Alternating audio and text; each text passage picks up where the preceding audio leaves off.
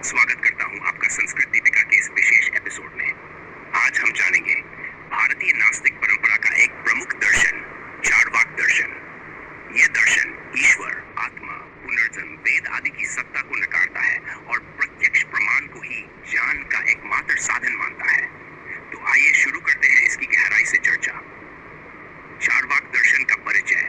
चार्वाक दर्शन भारतीय विचारधारा की नास्तिक परंपरा का प्रतिनिधि है। इसे लोकायत दर्शन भी कहा जाता है क्योंकि ये लोक में प्रचलित मान्यताओं पर आधारित है।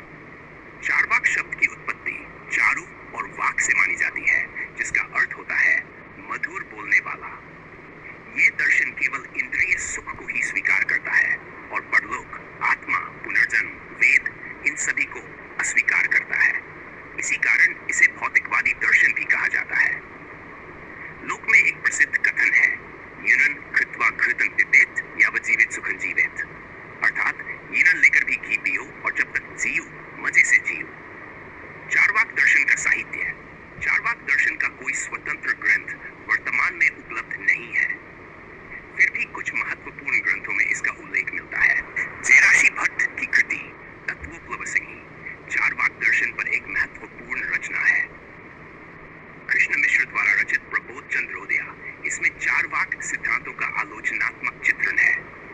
माधवाचार्य की सर्वदर्शन संग्रह इसमें चार्वाक मत का विस्तृत विवरण प्राप्त होता है। चार्वाक दर्शन के तत्व। चार्वाक दर्शन के प्रमुख तत्व इस प्रकार है। पहला, चार्वाक केवल 4 तत्वों को मानता है, पृथ्वी, जल, अग्नि और वायु। आकाश को नहीं मानता क्योंकि वह प्रत्यक्ष नहीं है। दूसरा, चार्वाक के अनुसार चेतना आत्मा का गुण नहीं बल्कि इन 4 तत्वों के विशेष संयोग से उत्पन्न होती है। तीसरा, चार्वाक दर्शन में काम ही पुरुषार्थ माना गया है। भोग ही जीवन का लक्ष्य है, न कि मोक्ष।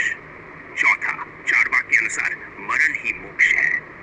जब शरीर नष्ट होता है तो चेतना भी समाप्त हो जाती है। विशेष चार्वाक का प्रमाण सिद्धांत।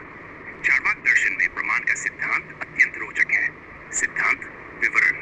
प्रमाण केवल प्रत्यक्ष प्रमाण को मान्यता, अनुमान अस्वीकार, क्योंकि अनुमान भ्रम का कारण हो सकता है।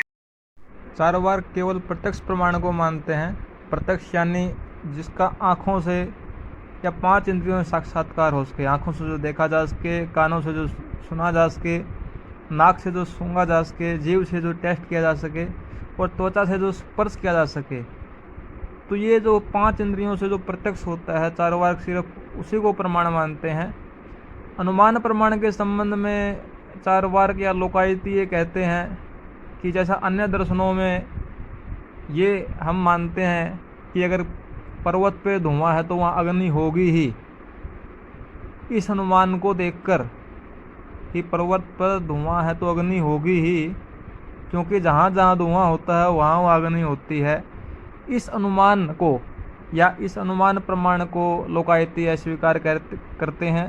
इनका कथन है कि कोई ज़रूरी नहीं है कि हर अवस्था में वो सही हो। और आज देखने को भी मिलता है, आप कहीं जाते हो विवाह आदि में, तो वहाँ आप देखते हैं कि जो कृत्रिम धुआं किया जाता है तो वहाँ सिर्फ धुआं होता है लेकिन अग्नि नहीं होती।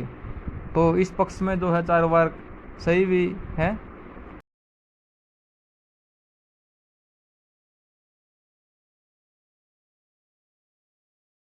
चार्वाक दर्शन में निम्नवाद प्रमुख है। उत्पत्ति विचार।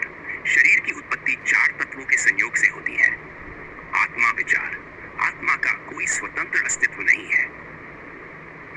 प्रमाण विचार। प्रत्यक्ष के अलावा कोई भी ज्ञान स्रोत मान्य नहीं है। लोकायतवाद। सुख ही जीवन का उद्देश्य है। धर्मशास्त्र आदि केवल भ्रम है। निष्कर्ष, चार्वाक दर्शन भले ही भारतीय परंपरा में अधिक मान्यता प्राप्त न हो, लेकिन इसकी आलोचना और विश्लेषण ने भारतीय दर्शन को और अधिक मजबूत और स्पष्ट बनाया है। यह हमें सिखाता है कि तार्किक सोच और स्वतंत्र चिंतन हर विषय में कितना आवश्यक है।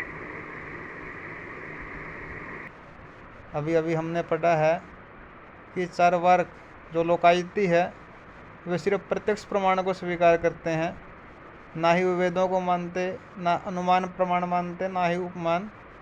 तो सी ऑप्शन इसका सही होगा। दूसरा प्रश्न है ऋणम कृत्वा घृतम पिबेत इत्यस्य भाव क्या है? यह एक सूक्ति अभी पहले आई थी। इसका अर्थ क्या है? तो इसका यही अर्थ है कि ये जो है भोग को ही प्रधान मानते हैं। तो ऑप्शन सी सही होगा इसका। तीसरा प्रश्न है, चार्वाकाः आत्मनः विषये किम मन्यते? तो आत्मा को जो है चार्वाक जो नहीं मानते, तो इसका ऑप्शन जो है सी होगा कि शरीर के अलावा ये किसी चीज़ को जो है आत्मा स्वीकार नहीं करते। शरीर ही सब कुछ है चार्वाकों के लिए। चौथा प्रश्न जो है, चार्वाक दर्शनम अन्य नामाभिः कथम परिचितम अस्ति? यानी चार्वाक दर्शन का जो है अन्य नाम क्या प्रचलित है? तो लोकायत दर्शन में चार्वाक दर्शन को कहते हैं। तो इसका भी ऑप्शन सी होगा। पांचवा प्रश्न है, चार्वाक दर्शनस्य मुख्यम लक्ष्यम किम?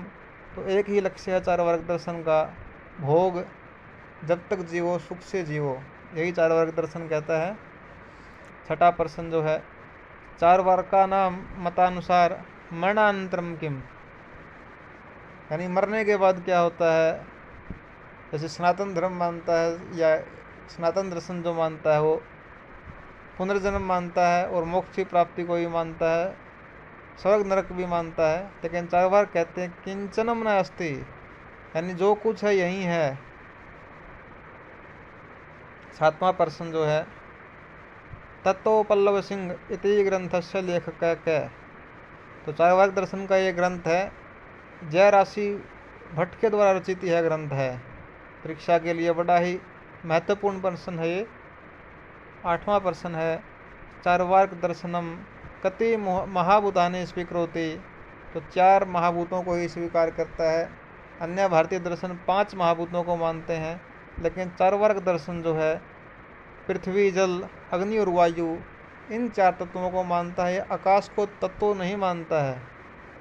9वां प्रश्न है, चार्वाकाः किमर्थम आकाश तत्व न स्वीकरोति? तो इसके ये तर्क देते हैं चार्वाक कि आकाश का जो है प्रत्यक्ष अभाव है। ये कारण जो है ये चार्वाक या लोकायती देते हैं, इसलिए ये जो है आकाश को जो है पंचम तत्व के रूप में स्वीकार नहीं करते। 10वां जो है प्रश्न, प्रबोध चंद्रोदय इत्यस्मिन् नाटके चार्वाकः कथम निरूपितः अस्ति? तो जो प्रबोध चंद्रोदय जो नाटक था उसमें जो है चार्वाकों का निरूपण किस प्रकार से किया गया है?